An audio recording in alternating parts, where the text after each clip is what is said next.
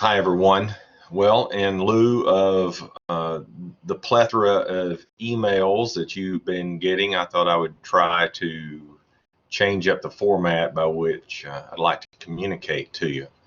I just want to say that the College of Education and Human Performance has been an amazing college to be part of these last few weeks.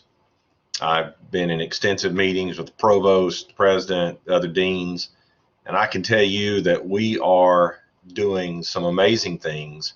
And I just want to thank the faculty and staff for your commitment and your hard work.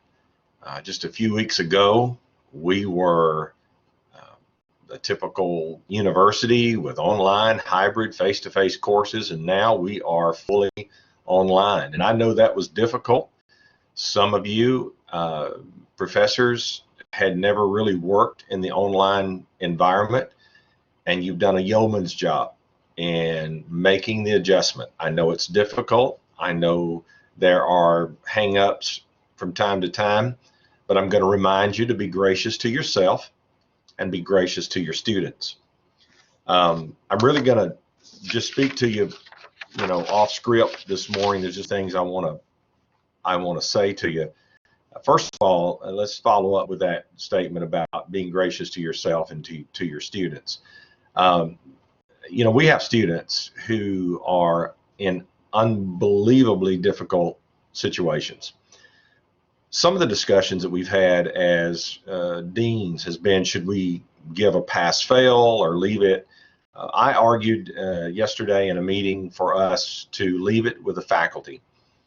We have students who really need the numeric grade rather than a pass-fail because of their accreditation issues, or if they're looking for a certification or licensure, if they're undergraduate or graduate or doctoral students. Then these are serious issues that may impact whether or not they're able to get into a different program or be able to be certified or licensed in the profession that they're interested in.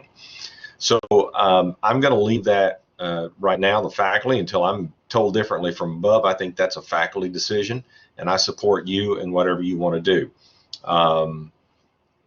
I think we need to keep in mind that because some of these students are going through such tremendous times and challenges, I think what we need to do is really be careful that we remember that for some of them, it's just the basic life, day-to-day stuff that's got them. Many of them are isolated from home. Some are concerned about food and place to stay. So there's a lot of pressure on them. So I would encourage you as a faculty member to be lenient and flexible with their assignments and with expectations. These are not students that we were teaching a month ago. You are not the professor that you were a month ago. So I'm hoping that we can all be flexible and help our students focus more on the learning objectives. There may be, for some of you, you may be like, you know what, I don't even think we need to worry about having a final, and that's okay. I'm totally leaving that with you. So please remember that I'm very supportive of the faculty, and I hope you'll be supportive of the students as well. A question came up about eye contracts. We're going to keep the eye contracts just because there may be some unique situations that students need to have the work postponed and completed a little bit later. Some have asked me about signatures on theses and dissertation issues. The provost has said that we can do e-signatures on proposals, but we need to do hard copies or hard signatures for the actual dissertation or formal thesis finalization itself. So I'll leave it to you to be creative in how we're going to get those signatures, but we'll help out any way we can here in the dean's office. As you can imagine, with the stress that's been on our university and on our system, the system is calling for a hiring freeze. Now, what that means, I know for sure, is that no new hires coming down the foreseeable future. What I'm not sure it means is if it's going to impact searches that are already underway. So right now we're continuing to move forward with those, but any new or additional faculty or staff or adjuncts and lecturers that you may need are going to be put on hold.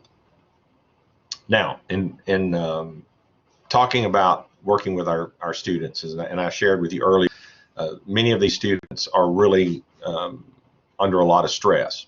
So I want to share a screen with you.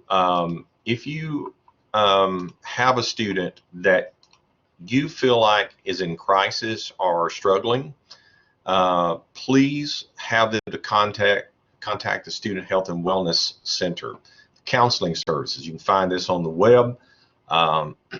You go to counseling services, and let me just show you the eligibility to receive telemental health services. Let me just say that our university has one of the most effective telemental health services for students that I know of anywhere. They have already been certified. All of the counselors have been certified to do telemental health, and they are ready and they are working diligently with students, and they're doing a very amazing job.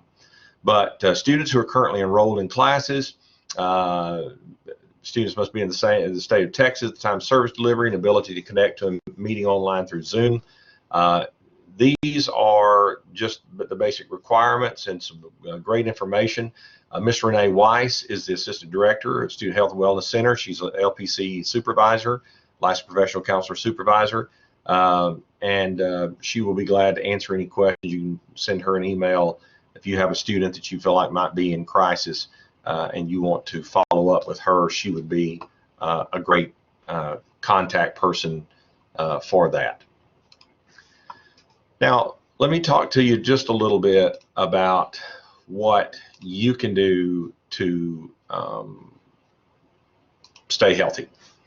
I know that these are difficult times, and we've all gone through the ups and downs and the pressures and the stresses, but just some of the things that are being recommended by clinical psychologists and psychiatrists and people who are on the tip of the spear and the research with this, with the mental health impact on our faculty and on our staff.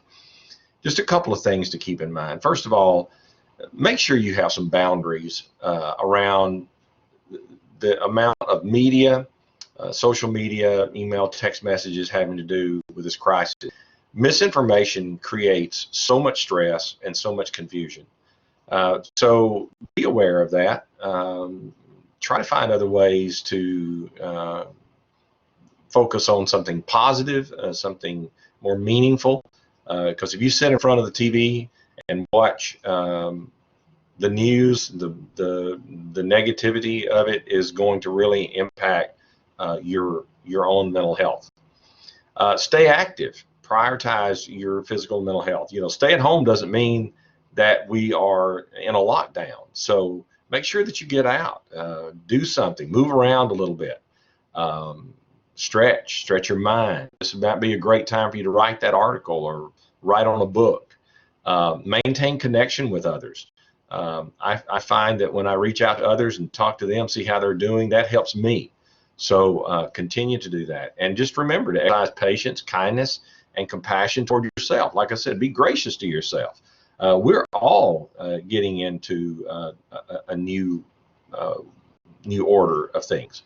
So don't be hard on yourself. And if you don't get the online delivery just right, you know, just hang in there. It'll come. And I want you to know that I'm here. The dean's office is here to help you. And if you need anything, I hope that you'll reach out to me. This is a time for us all to come together and to be together. So again, I want to thank you for all the hard work that you're doing. I'm so very proud of the faculty and staff in the College of Education and Human Performance. And I just want to say, appreciate our department chairs and the directors of all of our units who have been such an amazing administrative team.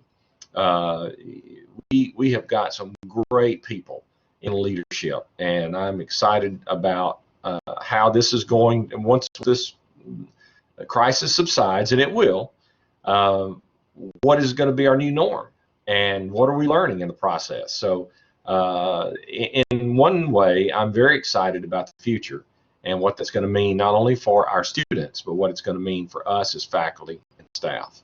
Take care of yourself, be healthy, be encouraged, stay safe, and I hope to see you face to face very soon. Thank you.